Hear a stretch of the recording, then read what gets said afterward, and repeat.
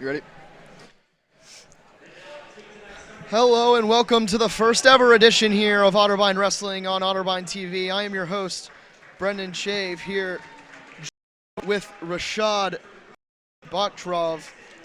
And today we have Otterbein going up against Thomas More for the first time, well, first time for Otterbein in 42 years.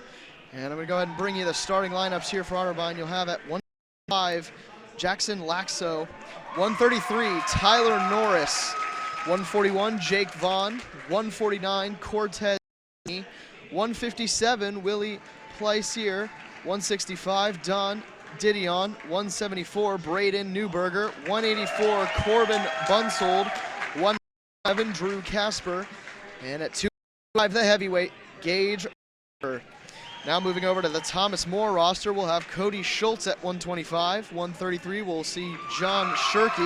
141, we'll have Damian Walton, followed by Riley Regan. And then we'll have Malachi Marlo, followed by Latier Dukes, then Dalton Jones, then Andrew Taylor, Avery Jones, and then at the heavyweight, it'll be 285, Ahmad Hamidan. So Rashad, today we're seeing first match for Otterbein University in 42 years. The last match was in 1974, and kind of talk about how important and how exciting it is to be back. That's right, Brandon. It is very exciting, and it's been 42 years, first time since 74. It's a big, big night for the moment, as they called it, the resurrection night. And a couple of to look at for the Otterbein wrestling team. We'll have Jackson Laxo, who is going in at 125, and we'll have Jake Vaughn at 141. Then, of course, place here at 157, Braden Newberger at 104, and Corbin Bunsold at 184, and then Drew Casper at 197. And which of these players sticks out for you? Really, out of this whole lineup, Jake Vaughn is most likely the nail that's sticking out. It'll be interesting to see how he performs tonight, and I believe that the opponents will be very excited to see him wrestle as well, because he's also the captain of the team, but he has extensive experience coming out of OSU. He's a transfer student, 26 years old, some experience under his belt. It'll be very, very interesting to see. Yeah. You know, again, talking a little bit about Jake Vaughn, of course, like you said, a 26-year-old transfer student from Ohio State. Freshman season at Ohio State, didn't do too much. Sophomore year, wrestled in a couple matches, but then kind of fell out with some great issues, and now he is back in full swing here in Division III wrestling for Otterbein, and as you can see on the mat. And he is the only captain on the team. That is a good sign, because honestly, a lot of responsibility falls on a single captain, but at the same time, there's one leadership which falls under, which is significant. And I think having, you know, a leader like this, especially for a program that has almost entirely freshmen, is cool. Jackson Laxo will enter the mat. The 125 weight classes where we'll be starting, and of course more on the other side, it'll be Cody Schulz. As the wrestlers get ready, checked in, you can hear the walkout song playing here in Otterbein, Westerville, Ohio. This is a match 42 years in the making. The hand shake and early, just a lot of back and forth here. Seems to be just filling him out. And Laxo had a nice shot early and gets a nice flip, and that's going to give him 2 points. Great top position. It's really just... He will try to get arm control, definitely, as you can tell right there. He's definitely working for it. He's not slowing down, which is key. He can't really slow down. That was a great there. You can see so has him on his back. He's been holding him there for a long time, which is a great start for the Otterbein wrestling team. Trying to get the pin in there. He's certainly going to be getting the full back points here, but absolutely. Can he get the pin? And he's got it! He's got it. He is the pin for Otterbein University's wrestling team since 1974, which is a wonderful start for the team. Yeah, what a start. And Jackson Laxo some off very high hopes. And now we'll have freshman Tyler Norris at 133 to come in. And high school is Tyler Norris. I know a lot about how good he is as a wrestler, and I'm very excited to see him here at the collegiate level. So I expect they put a high pedigree of athletes, right? Yeah. That's good. It'll be very interesting to see them right now. Both seem to be very aggressive, Yeah, which is a must within the sport. Especially at a lower weight class, you're going to see some very quick, very intense. That was a true alligator roll right there. Tyler Norris tries to get both legs there on the double take, but he's not going to get it. He just has to pull him in. He has to keep him within the boundary line. Another double leg shot, but it doesn't go for Tyler Norris. Yeah, he just needs to get his arms out and be more of a controlling position to take that shot. He's doing a great job, though, of his feet and countered by anything that John Shery is really trying to do, but eventually John Shery will get the 2 points for the take. But immediately here comes an escape attempt for Tyler Norris. Escape would have been nice, but this is now on the ground and losing points. And he's going to lose 2 points to the near fall, but halfway through the first round of this match, and really it's kind of in control of John Shery here. He's good control on the ground, and really almost a reverse attempt here from Tyler Norris, trying to kind of flip over. Shery is trying to get any pinpoint. He doesn't want to pin him, he just wants to get back points. And certainly that certainly employ as a wrestler, trying to win with points rather than with a. Of course, winning with a pin gets your team more points in the overall scheme of the match. You better have the if he's going to go after the points, because that would be a long match. Again, John Shery just trying to get him here, but Tyler Norris doing a great job of resisting that. He needs to keep his wide open and spread out to avoid the turn, and he needs to gain control of both his hands. Trying to bridge his back so he doesn't. More points here. He's got the back bridged. Definitely. As long as one shoulder is up, he'll be okay. Yeah, doing a great job, and that'll be 4 more points for Shery. He's now up 12-0 here in the match, and really Shery just doing a great job of gathering those points on the back control. But credit to Tyler Norris, very resistant when being put on his back. He has the resistance, but he has to be aware of the points loss. And he's already lost 12 points. That's a big number. Yeah, being down by 12 points almost guarantees you that you'll have to get a pin to win the match at this point. But, of course, we're only about halfway through the first round. Or, excuse me, about the first. Yeah. Absolutely. This is still early, and they're actually feeling each other out. But at the same time, Shery is ahead of the game by enforcing his dominance upon him, which is expected.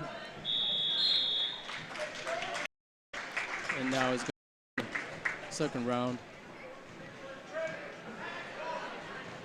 Those 3 minutes sure do fly by very fast. Yeah, and we saw Shery opt to let Tyler Norris choose here for the first intermission. And Tyler Norris will start on top to try to make up some lost ground, but immediately it's a pretty good escape attempt from Shery. It will be imperative for him not to let him escape. Oh, there's the escape.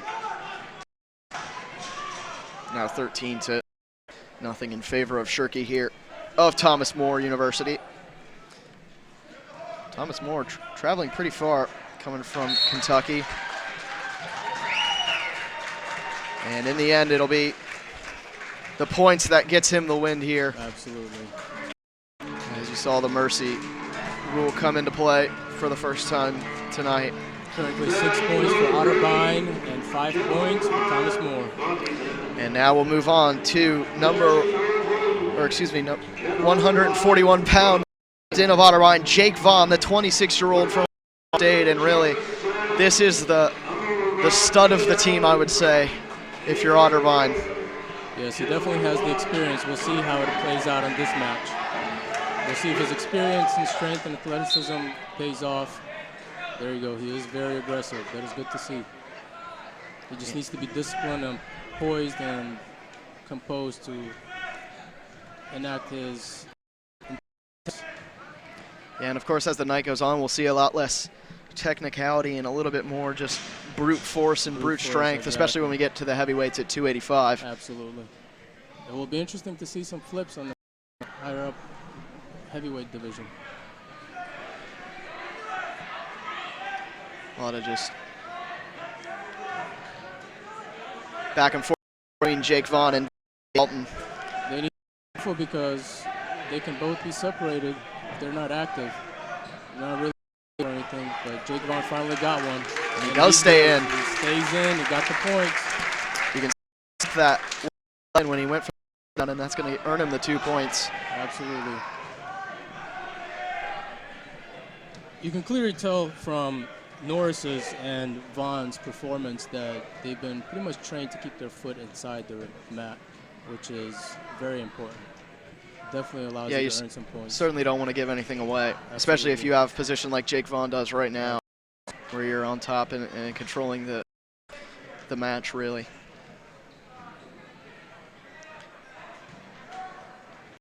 He will attempt to get some back points, but it might have been better if Jake Vaughn attempted to pull him back in, but here it comes, getting some back points. Possible and he got him. And he's got And Jake Vaughn, the captain of Otterbein, and really one of the better wrestlers, I would say, on this team, comes in and gets his first win of the season for Otterbein. And now we'll move on to the 149 weight class, where we'll have Cortez Gainy go against Riley Rean. Cortez Gainy is another interesting athlete coming into the. He was selected by Coach Rastetter. He really wanted to go him because he had a potential. His father trained him outside of the wrestling program in high school, which really his father kind of molded him into what he is today. And we'll see how Rastetter will mold him for the next 4 years. It'll be very interesting. Yeah, and of course, really for both teams this is the case, but both teams stacked with freshmen, especially actually Thomas Moore, who has a bigger roster by a couple of wrestlers, but freshmen. As this match almost makes me want to ask, did they just start their team as well as we did? Or maybe they've been in for a while? Yeah, I don't know. Maybe they're just, it's a good question to potentially be asking. But either way, back to the matter at hand between Cortez Gainy and Riley Rean here. That was a big loss from Gainy. And Cortez Gainy has found himself on his back. That'll be the 2 points for the takedown. And now, certainly, it's at the point where it's going to be 4 points minimum for the pull. That is a wonderful escape. Yeah, that roll. Got to be very committed to have a move like that. You have to be committed. Just that. And rolls should be heavily used and emphasized, and it'll be interesting to see how many of them actually roll out of things and into. Rolls can be very useful within the wrestling game, especially when you're on the ground. It'll be interesting to see if anybody's able to use any rolls as a defense to score some pins. I mean, we did see an alligator roll, but of course, like you said, that wasn't for the defensive side. As Cortez Gainy put his foot into a single leg shot, now escapes again and actually get out of that one. The 1 point. And he'll get his one. And it looks like maybe his shoelace. So the ref calls a pause so he can tie his shoe back, and fair play for that, I suppose. The strings never fail. Somebody always has to have string loose. About halfway through the first round here, and of course it's going to be 6-1 right now in favor Regan, but Cortez Gainy obviously just got the escape, and certainly a 6-1 scoreline, not the worst. And certainly could come back here if he can land a good takedown and get some back points. He just needs to be poised and take the time to properly set him up. Yeah, both of these players really going for the shoulders and the head of their opponent. You can see a lot of fake shots just coming in between, especially Cortez Gainy. He seems a little bit more aggressive. Just a tad bit, but Regan did possess some intense, especially in the beginning as he took him down. But now it's more balanced out.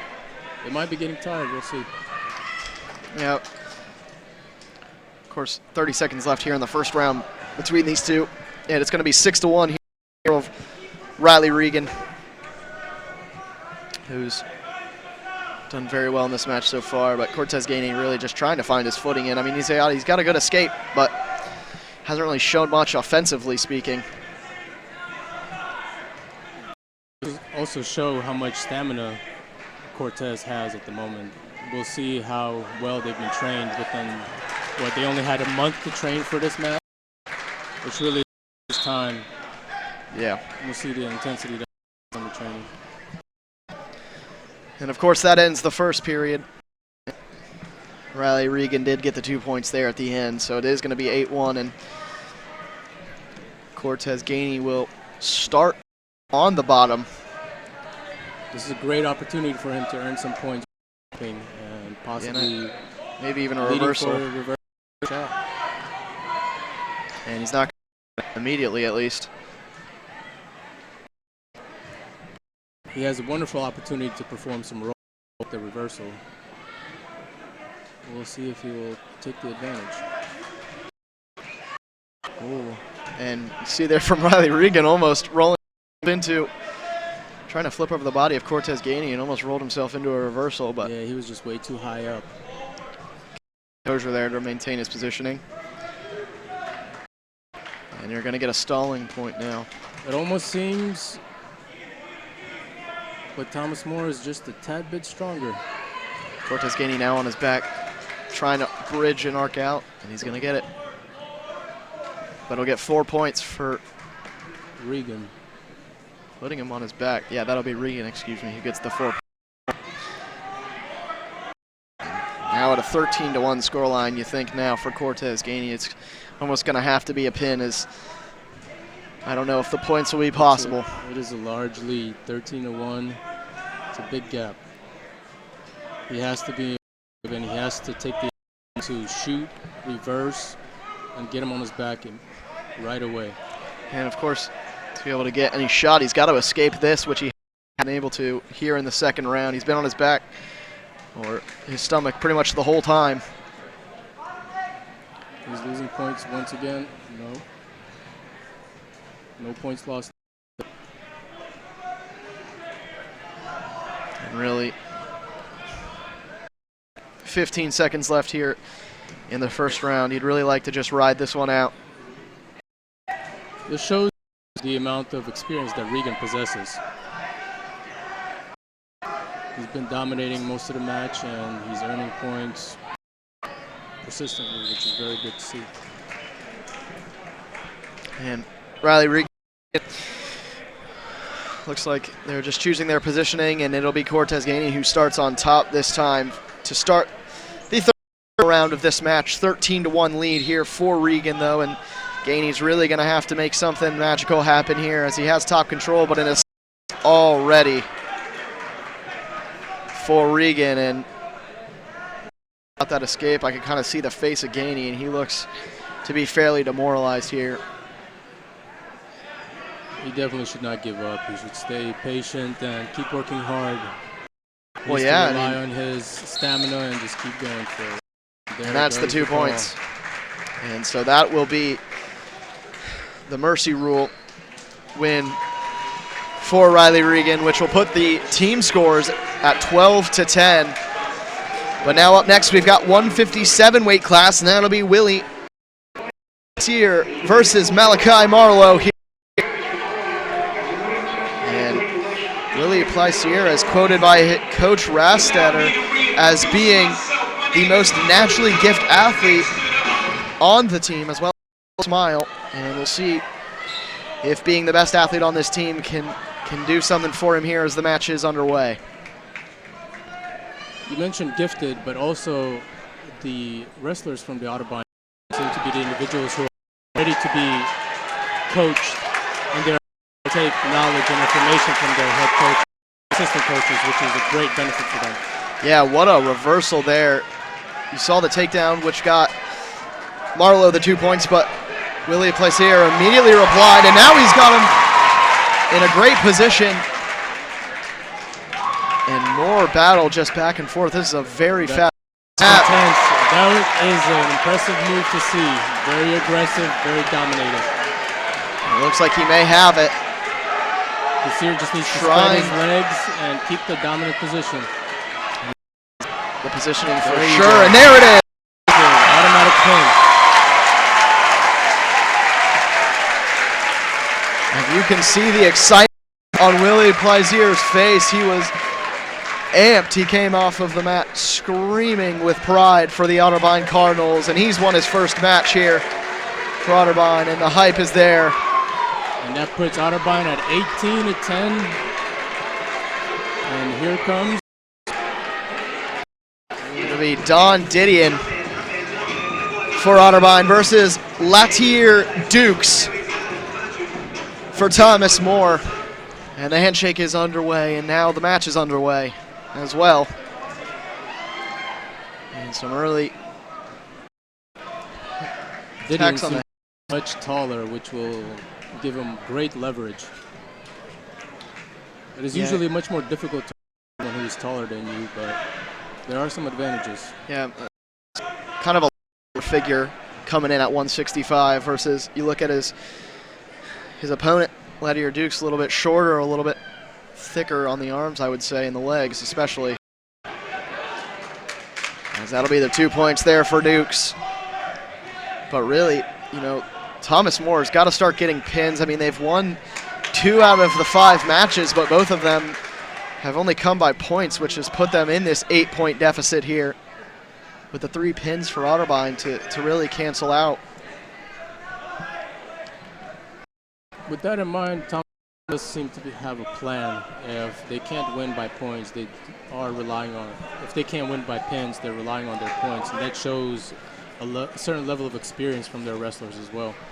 And of course, though, going into this match, going into this meet, watch, you know, you talk about 3 of them standing in Newberger, Corbin, Bunsold, and Drew Casper, who are going to be the next 3 wrestlers for Otterbein, and you know they can put this match away before it's all said and done, before we even get to the heavyweights. Absolutely, this can end very, very quickly, and hopefully a note for Otterbein wrestling team. A nice little crossface there. Gonna earn a point.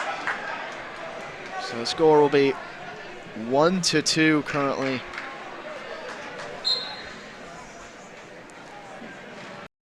Here with about a minute and 15 seconds to go in the first round, and really just a back and forth match so far here, but and Thomas More, they've really got to start thinking about, especially as we get into the last 4 rounds after this, some of Otterbein's strongest. They might be the strongest, but this match currently in almost a stalemate, but they are trying. They're moving about. They're not giving up. There are no stalls. As I say, you certainly won't see any stalling points from either opponent. They're certainly going at each other, just no one really gap or any moves to really execute. Latier Duke seems to be a little winded, but we'll see how it goes out. He's moving a little slower than in the beginning. Maybe he's just feeling him out or attempting to lure him in into a defensive position. Yeah, certainly he might put a stamina into question, I would say, as well, being the first match of the year. Could certainly be something to work on here with the conditioning. The first round coming to a close here in 6 seconds, and not much to talk about in the first round between these two. A lot of just standing And a lot of just there head were a lot of movements. attempts, and they tried, but they didn't get so far in the moment. We have 2 more rounds, and we'll see how well they will be. Yeah. And we'll see who has the higher stamina and to hopefully pin. Talking about Dukes, I thought that they may have been calling like some sort of injury timeout, but it looks like they are.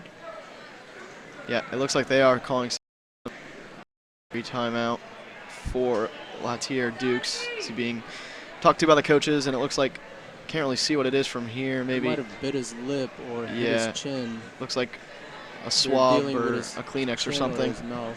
Yeah, it looks like some sort of maybe like even just like a paper towel or a cotton, something like that for his lip. This is the moment when you need binoculars sitting so high up. And we're not really that far. You'd think we'd be able to see it more clearly, but of course there's.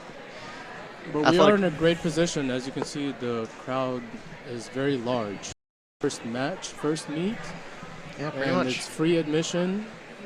The home bleachers are full, and the side bleachers are partially. Yeah, a lot of students. A lot of students sitting to the left. The match is back underway here.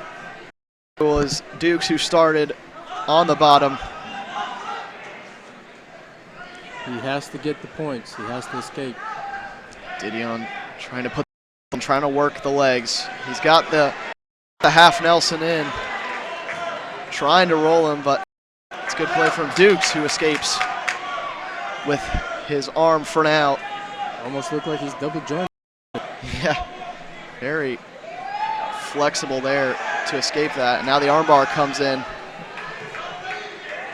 He's gonna inflict some, really just inflicting some pain, and now gonna come in. Didon is definitely showing the vast amount of strength that he has over his opponent. He definitely seems stronger individual within this He almost got the lift in there, and now he's going for it again, and now he's gonna certainly be getting the back points. Absolutely. Doesn't turn bridge out immediately for Dukes. He's fighting very hard. And he needs to get lower. He needs to get lower on his. So he will flip him easily and escape, just like that. And there it is. Yeah, he really kind of overcome for it there, Didon. Right. And he'll get the back points, but ends up. But Didon is feeling this. He knows he's got this. Yeah. He senses that Latier Dukes is a little winded. You can tell from just seeing him interact. Yeah, he was certainly willing to overcommit just based on the fact that he needed another. And here it comes again, another try with 15 seconds to go here in the second round. It looks like be forced into the third round by Latier Dukes here, but after a first round, very much a stalemate, this second round has really belonged to Didon, outside of a point, of course, from the escape from Dukes, but really kind of an overcommitment from Didon that gave the point more than Dukes really working for it. Absolutely. It's interesting if the coach, Rastetter, is giving him advice to commit to the pins or win by points. At this point, if I was the head coach, I would most likely advise Didon to just commit to points and just keep shooting, taking him down, get some back points, let him up. Shoot back points and let him up. Rastetter. Because from here, you can tell that Dukes is a little bit more flexible, and it's a little tough to get him on both of his shoulders. And I think the coaches were trying to see if there was a scoring error, but in the end, scoreboard it is still 7-3 in favor of Didon, and now the third round begins. Excuse me. And Didon takes the top. Yep. It'll be Dukes who starts on the bottom here, and really that's kind of a smart play, I would say, just based on the fact that he doesn't really seem to have the stamina required to finish potentially, and Didon really doing a great job of controlling the body here to start the third round. He controls it very well, and the way that he controls it almost seems painful for Dukes. Yeah, I mean, we've seen already an armbar, and I think every time he's been on top, we've seen him try or at least attempt to put the legs in, as you can see. There it is again. He's trying to leg in there on Dukes, and it works for him once again.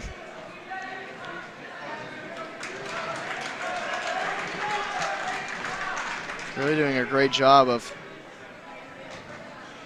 putting the. Seems like Dukes doesn't know his legs exist because he's not resisting Didion's legs whatsoever. He's just giving them up, and that's a big loss. You give up your legs, you lose your stability.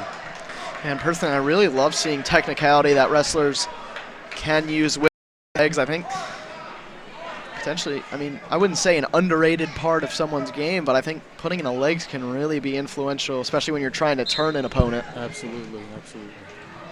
They are very useful. And the stronger legs you have, the better off you will be.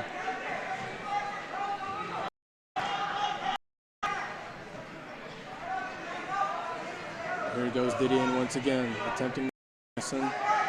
He should not give up any points. He should keep him down and attempt to roll him over. See him kind of trying to put the half Nelson in. But Dukes. He seems to be really focused on the half Nelson. This kind of this might be one of his favorite moves. And then the legs, you saw them, the legs go in again from Didon again. Like you said, Dukes really just allowing it. Almost like he doesn't sense legs coming in. He's not showing any effort to avoid the legs. And a lot of trust in the upper body here from Dukes. With about 10 seconds left in the third period, this game is going to end here on points. It looks like it's a 7-3 victory for Didon. And that was a full match. And a very good full match at that for Didon. I mean, he matched with a point score of 8-3 in the end, but really he looked to be the better wrestler maybe, throughout that entire match. And now we move on to Braden Newberger going up against Dalton Jones, and Braden Newberger that Otterbein's head coach talked about. Coming in at 174, he will be a show of strength.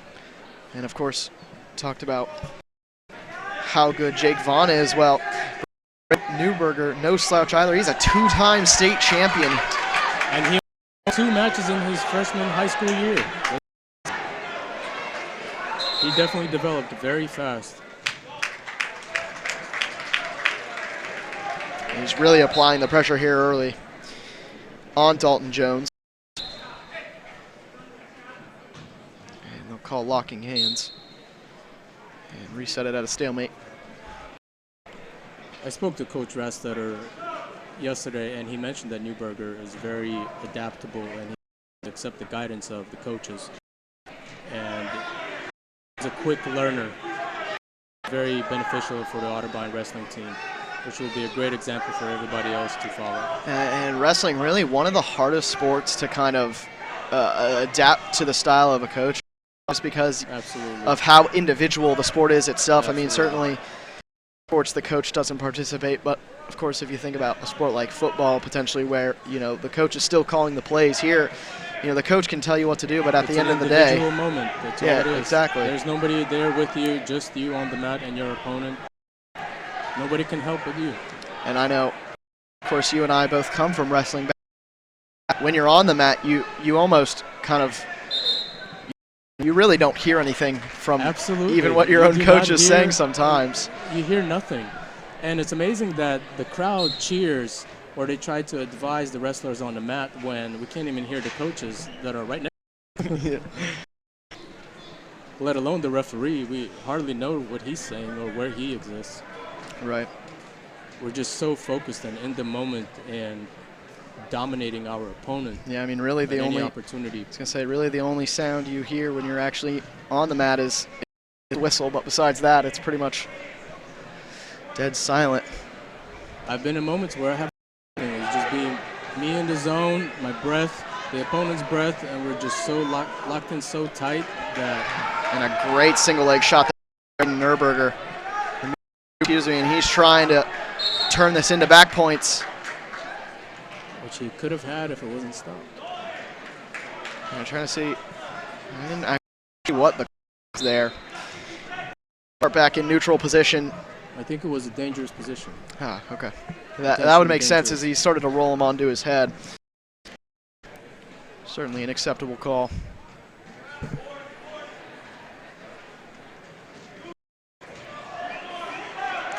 Those dangerous calls are very appropriate, I believe. It definitely works in the benefit of both wrestlers. You definitely want to injure. You don't want to injure anybody, and you don't want to be injured. Dalton Jones gets the first 2 points of the match here with 20 seconds left. But the escape comes in immediately from Braden Newberger, and now it'll be 2-1. And with 10 seconds first round, this round really not a lot to dissect. Very shot too early and too far. And just as the whistle expires, that'll actually be Dalton Jones. He picks up 2 more points. But again, like I said, really not a lot to dissect in the first round of that match.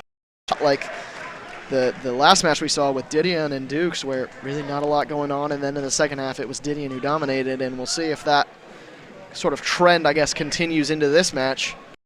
We will see this. But it looks like from Thomas Moore's team, Dalton Jones seems to be more of a aggressive opponent. And he posed some challenges. Of course, Newberger starting on top here for this round, and we'll see if he can make the most of it. And of course, they do have a 21-10 lead here currently on the team score, I should say. Which is a great score, but it can quickly switch sides, and we definitely don't want that. I mean, two pins will tie this game back up. Absolutely. For Thomas Moore, and absolutely. Of course, after this match, there will be three matches still to go. Which gives them plenty of time to catch up. Otterbein should not allow that to happen. They definitely need to work for the pin. Great, trying to turn him over. He's got his leg in a really kind of awkward position almost. That is a dangerous call. Yeah, you can see the legs locked between the two wrestlers. Made it very uncomfortable for both sides. And it's impressive that they can maintain that position for an extended period of time. Yeah, you didn't really see any sort of pain on the wrestler. They were absolutely certainly ready to continue from that position, but it's good by the refs to call it. And a good play there. There you go. And he almost turned it into a pin. What was that for? Yeah, I don't know exactly what that call was for, but they'll win it. And Dalton Jones will go back to being on bottom, and Braden Newberger down by only 3 points here. That was a very, very slow attempt of an escape. And now he's got the turn. This could be just what. But just as I say that, Dalton Jones does a great job of getting.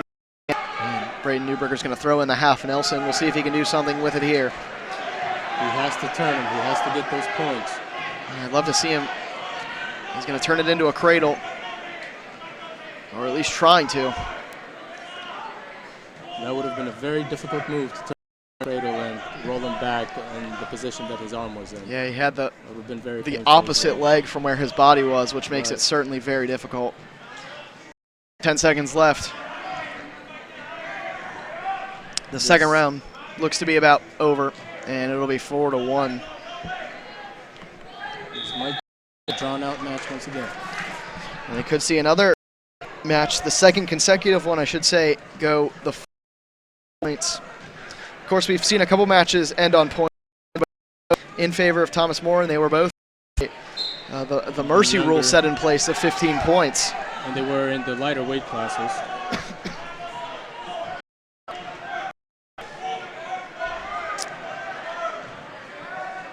Usually you expect wins by points from the younger, lower weight classes, but once you start coming up into the mid and high, that's rare to see. Yeah, especially when you get to 197 and 285. Once a wrestler is on his back, it's almost over. Absolutely. But it is a little different on the collegiate level. They do have more experience, and they are a bit more aggressive. So they know some get out of those positions. And Newberger gets that. He gave that up. Newberger is going for the pin. He needs to level himself and balance himself out. Or careful about the overcommit. He needs to put that crossface back in and roll him over. And he'll get points for that. which ties up the score here, 4-4. And there's 4 more points for him. It'll be 8-4 now. Braden Newberger takes advantage here against Dalton Jones. That was dangerous. And a dangerous armbar will pause this match. But nevertheless, that was a sensational lead taken by Braden. He's doing it. We'll see if he can keep him down. I expect Jones to move slow, and he moved a little slow. He has to really be explosive when going for the escape. And really be explosive. You can see this match is certainly worn on him. Absolutely. And 30 seconds left now, and Dalton's going to have to figure out how to get 4 points here with 25 seconds. And really, Braden Newberger, with essentially one move, got himself a 7-point and won himself the match here. He just needs to win it and not let him escape whatsoever. And keep him rolling, keep him down, keep him rolling. And now this match now over. And if my maths are correct, that'll be a 24 lead for Otterbein, of course. But if my math serves me correct, it'll be Thomas Moore who basically have to win every match by either a pin or the mercy rule on points to have a chance in this match. And one more win for Otterbein will put this one away. They have to win at least 2 pins and a mercy rule, 3 pins. Right, but I don't think Otterbein will let that happen. We'll see what happens in the last. And Coach Rosteter said that he's really one of the most aggressive wrestlers, and he's really willing to try anything.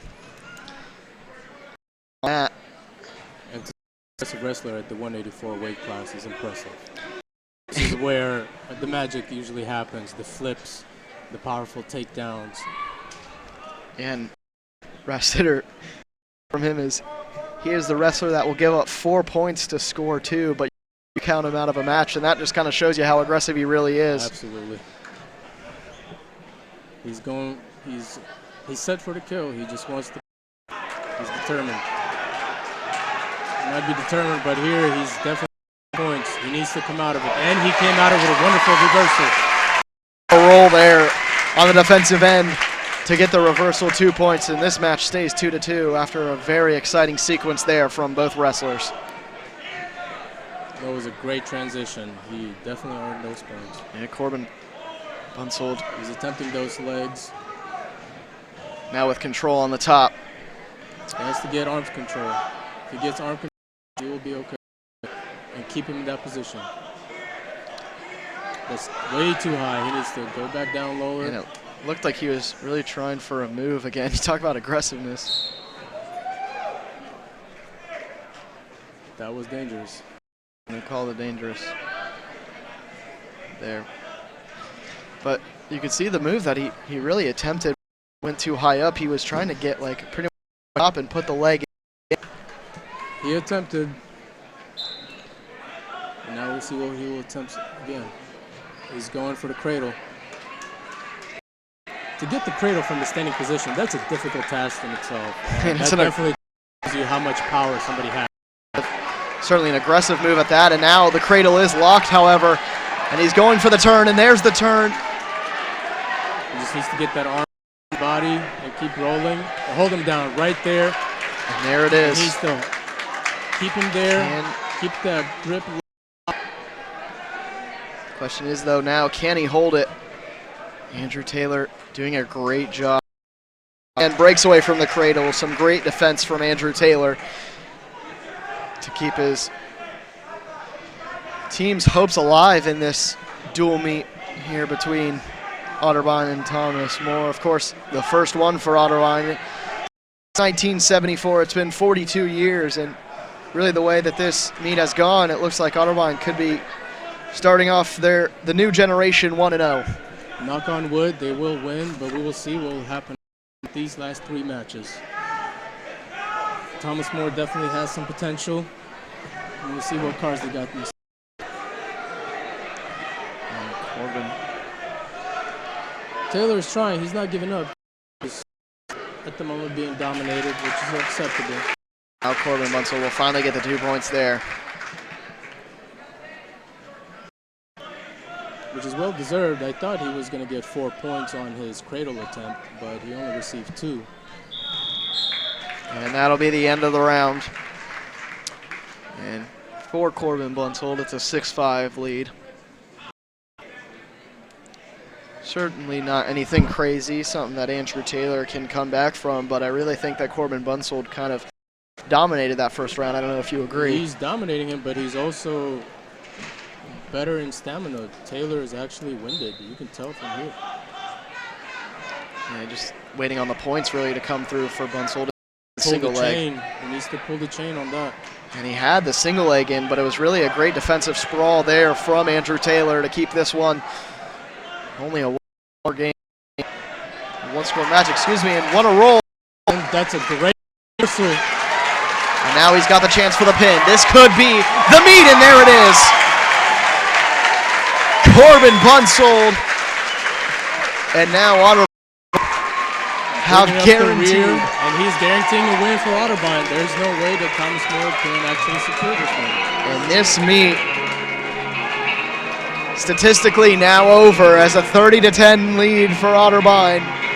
We'll leave 2 matches left between now the 197 weight class, Drew Casper versus Avery Jones for Thomas Moore. And Drew Casper, another that Coach Rastetter talked about. And of course, Drew Casper actually from Lexington transferred with the coach where he had won a state title. Oh, wow. That's a good team that's coming into our university. You can see that really it's a good start here for Casper. He may get the pin right away. The assistant coach, Matt Altop, actually was coached by Rastetter in the past as well, and he's now coaching. Well, they've coached their way to a first win here on the season against Thomas Moore. And you can see now Drew Casper almost had the pin very early in the match. It would have been less than a minute.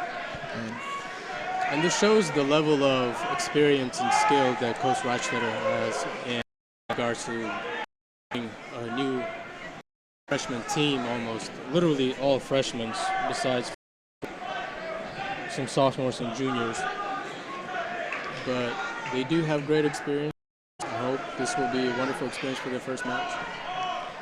Yeah, Otterbein team comes in with all freshmen with the exception of looks to be 4 sophomores and 2 juniors, or excuse me, 3 juniors. So a very, very young group, and you know, you talk about how good this team is here tonight, obviously against Thomas Moore, who's pretty much made of just as many freshmen, if not more. But Otterbein, a team, you know, a wrestling club now that almost, you know, 2 years from now, 3 years from now, when we're talking about all of these freshmen becoming juniors, seniors, very impressive in the OAC. Absolutely. And it won't really matter if they're in Division III. They will have so much experience by then that they will most certainly dominate their opponent. You know, I think 2-3 years. You know, I think that the transition from high school to college wrestling it can be fairly difficult, but the experience certainly, you don't lose that between the two. But I think D3 experience can certainly help in its own extent. It can help, but it's up just to help them properly. And if they are not properly educated in the knowledge of their physical bodies and how to control their emotions, their intellect, and go after full potential development, they can't really get there. And it's up to the coaches to educate them. A nice little lift and throw there. Oh, what a reversal. Wonderful reversal. He needs to get out of that one.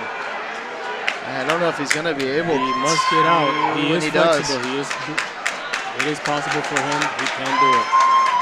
And he might reverse this himself. And he does. It's a great escape. That was a very tough escape. A very impressive athletic display there from Drew Casper. You have to have absolutely a strong neck for that one. Impressive from Drew Casper, too. escape. And, of course, that does leave the match currently at an 8-6 score here with 5 seconds left in this round. It'll be Drew Casper, who is on the bottom. And from here, you can't really tell that these gentlemen are large and powerful, but they really are tall and powerful. And, I want to give some bell to Avery Jones because he did have a reversal of his own that was nice. Maybe not as flashy as the one that Drew Casper pulled off, certainly when he's got his legs above his head. It's always going to be a little bit more flashy, but that was just pure brute strength at that point. Certainly you can see, I mean, we could see it from here, the neck strength best to be able to really get himself out. And now he's being treated for a potential injury, possibly a cut. Yeah, I think it was a cut. I mean, we did see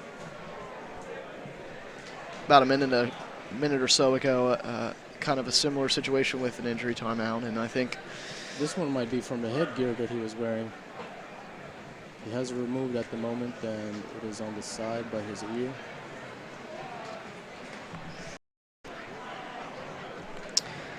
Maybe it is just a bump since the ice is being used.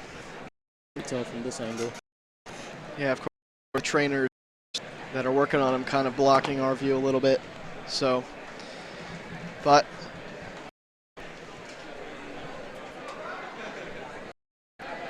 it's been an exceptional match here for Otterbein. Nevertheless, and they have the lead here, 30-10. And that definitely secures them a winning position for the first match in 42 years. And the new gen, as we've kind of named them here at the desk of Otterbein Wrestling, is off to a sensational start. We can now also give the stat that since 1974, Otterbein hasn't lost a wrestling match. Absolutely. They'll be 1-0 all time. And we'll see if they can throughout the season. It'll be very impressive as a young, fresh team. Of course, Otterbein's next match here will come in just 4 days. It'll be at Carroll, and that'll be a 10 a.m. match. It will last, I believe, until 4 or 6 p.m. The team will meet here at 5:30 and will depart and will arrive at 8 p.m. So they will be gone all day. That'll be a nice one. And then after that, they'll have the Olivet College Duels, which will be just a series of dual meets for them, and that'll kick off at 9 a.m. the following weekend. And then after that, they'll have the Ohio Northern Invitational the following weekend after that. So that will be also an exciting match to watch. Yeah, there's nothing better than really at the college level, just in general, wrestling always very fun. Very fun, but also very tiring. These gentlemen are going to be put through the ring to see how they will perform. Talk about 3 or 4 matches a day, maybe even more, depending on how big the tournament is. It can be very grueling, but very rewarding. Absolutely. The experience, the amount of knowledge you obtain is very rewarding, especially if you play. It's even better. I think, you get all those things, of course, but I think my favorite thing about wrestling tournaments at the high school level was the kind of the atmosphere that you get at tournaments with multiple mats and everybody in the crowd. It's a little bit chaotic, but at the same time very enjoyable. Yeah, very, very enjoyable indeed. And this match, of course, Casper currently leading by 2 points, 10-8, and with 35 seconds left here in this round. Otterbein on track to secure another win in this meet. Jones attempting to keep him inside. Casper needs to work his way up. He has to get some escapes. We're still got leg to go out of bounds. 15 seconds left. Casper takes the bottom. Casper trying to maintain this lead. Smart play by him to take bottom, not allowing the escape point from Avery Jones. It is very smart, and I was wondering if that was a decision made by the coach or the wrestlers themselves. Are the wrestlers the ones deciding their position? I'll be honest with you, I don't know entirely if the wrestlers the score match during the action. I noticed some of the wrestlers looking back at the scoreboard, and they are paying attention. Not all of them, but there are some. And of course, this round will start neutral. As you can see, the ref had put his hands up during the round, and now the 2-minute timer begins. The wrestling is back in action here. Very as a 10-8 score for Drew Casper over Avery Jones of Thomas More. Some power moves. There's a lockup from the top. There you go. There's a nice little move. And that'll earn him 2 more points to extend his lead. And Jones was just assisting him and staying within the mat. Drew Casper really just allowing him to get in all honesty. And they'll go back to neutral in the middle of the mat here in Otterbein University, and it's been a great start for Otterbein's wrestling team this season, and a great start for the program as the new generation has begun. And it's a 30-10 team score for Otterbein, and of course, with only 1 match to follow this one, out of reach for to win the team aspect, but certainly never want to lose an individual match regardless of the team score. Absolutely. A loss is a loss, and nobody wants that. Of course, the start to the season really for both teams as well, so never want to start a season 0-1. But somebody must lose for a winner to exist, and Otterbein will be the winner tonight. It'll be exciting to see how they perform on Sunday.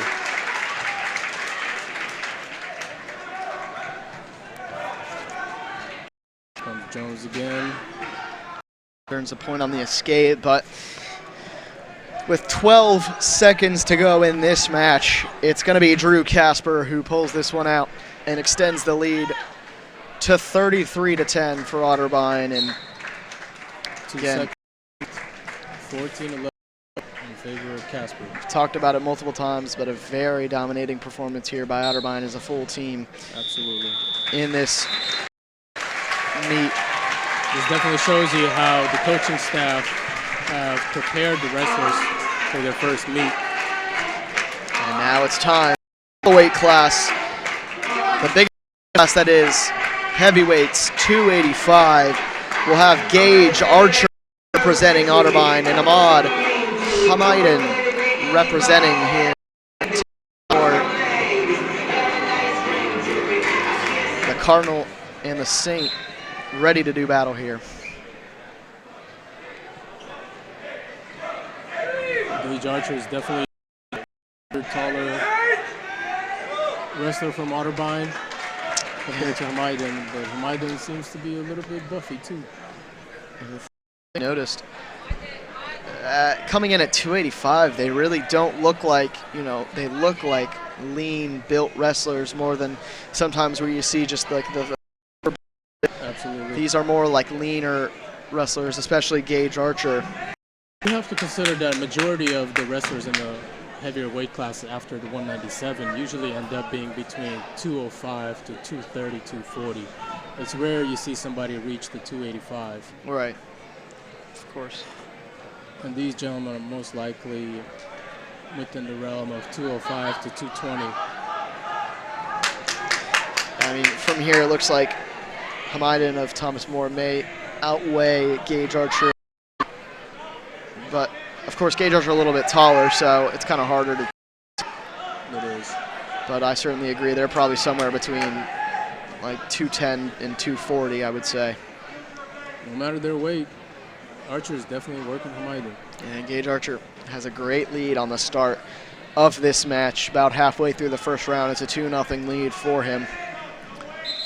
But despite how close the points may seem, it's been dominated very early here from Archer. 2-0 will be maintained, and Archer takes the top position.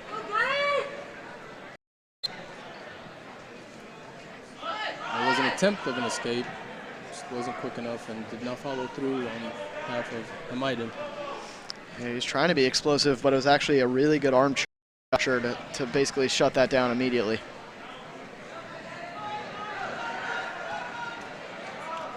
Here comes Hamidan again, attempting that escape, but it is difficult. Archer flattens him back out again. He needs to really work his legs. If he can sink his legs in, Hamidan cannot escape. It will be very difficult, especially at this weight class. Certainly a lot more physical in this weight class, the technicality that we've seen so far in this meet. And once you get to the heavyweights, and I want to almost agree with you, but it looks like Archer is definitely trying to get some full Nelsons, which are usually very difficult to do in the heavier weight classes. Certainly thicker bodies, excuse me, make it harder to put that arm through.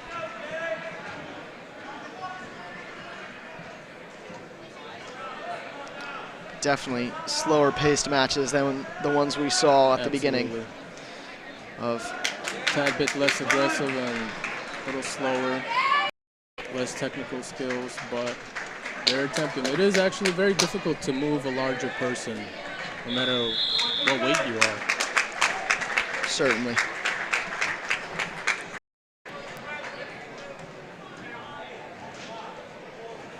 And Archer takes the bottom position. We'll see how explosive he will be on his escape attempt. No escape attempt. And very low, but a lot of muscle involved in this maneuver. Absolutely. Certainly not an explosive start, but nevertheless, he's got it. And there's the 1 point.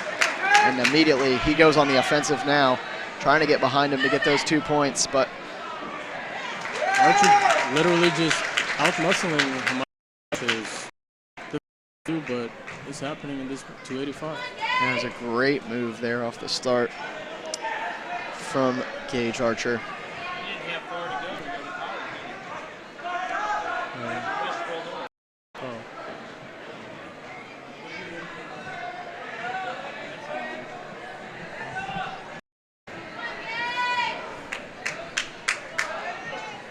And Archer is actually a Westerville North native.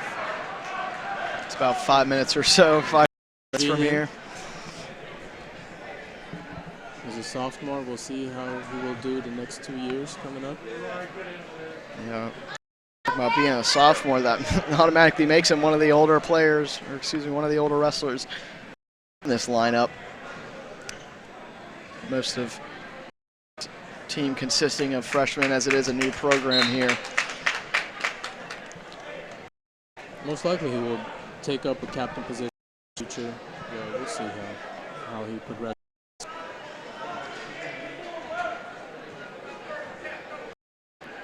It is imperative for all the wrestlers on both teams to really pay attention to their coaches and the advice that they receive throughout their season and off-season. Because honestly, wrestling prepares you for life outside of the mat in many areas. And we'll see if they actually take that lesson and transition to practice. Of course, Hamidan did get the point for the escape. Currently 9 in favor of Gage of Otterbein, and team score, Otterbein has already chalked up a W for that regard with a 33-10 team score. But it could be kind of an icing on the cake for Gage Archer here if he can win his own personal match. With a pin.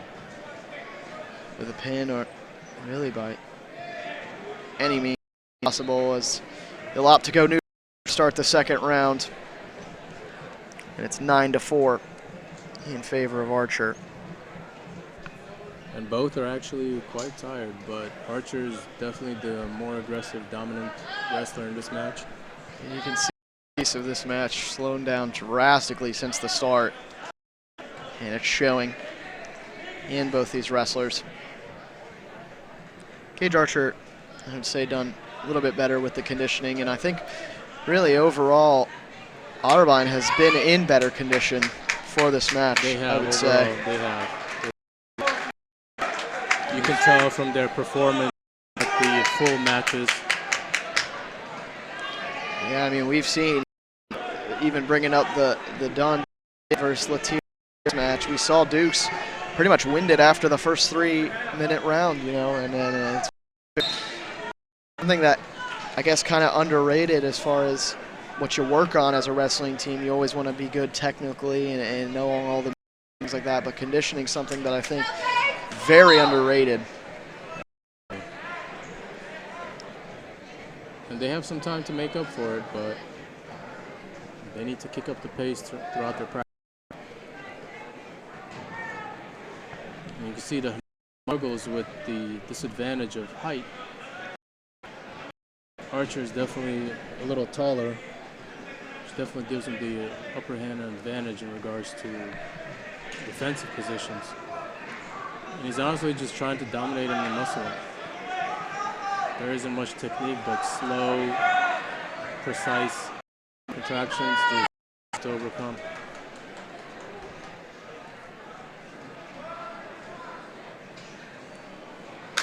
"15 seconds here left in the second round between Gage Archer and Hamidan. The two heavyweights here for the respective teams. It was a good attempt at the leg, but he did not follow through. And Gage now 12-5 lead for him, and that'll be as well. And that'll be the end of the match here. A 36-10 final team score between Otterbein and Thomas More. If you missed any of the matches, it was Jackson Laxo who started off with the win against Cody Schulz. Tyler Norris then followed with a loss to John Shirky. Jake Vaughn then came up and beat his opponent, Damian Walton, followed by a Cortez Gainy loss to Rodriguez. Willie Pler defeated Malachi Marlo. Don Didon defeated Latier Dukes. Braden defeated Tilton Jones. Corbin Bunsold defeated Andrew Taylor. Drew Casper defeated Avery Jones. And Gage Archer defeated Ahmad Hamidan. And, well, it was a very impressive performance here and a great start to the new generation of Otterbein wrestling. Absolutely, and this was an example for all other new wrestling teams that are developing, and it is great to see that a large crowd also came to support both teams. We hope to see such crowd next time. There will be free admissions most likely throughout the season, which will be imperative for the development of a good wrestling team in the future, for a couple of years to come. And so for us here on Otterbein TV, this has been the edition of Otterbein Wrestling, and I've been your host, Brendan Chave, and saying so long to Rashad Batrov. Have a good night, Westerville.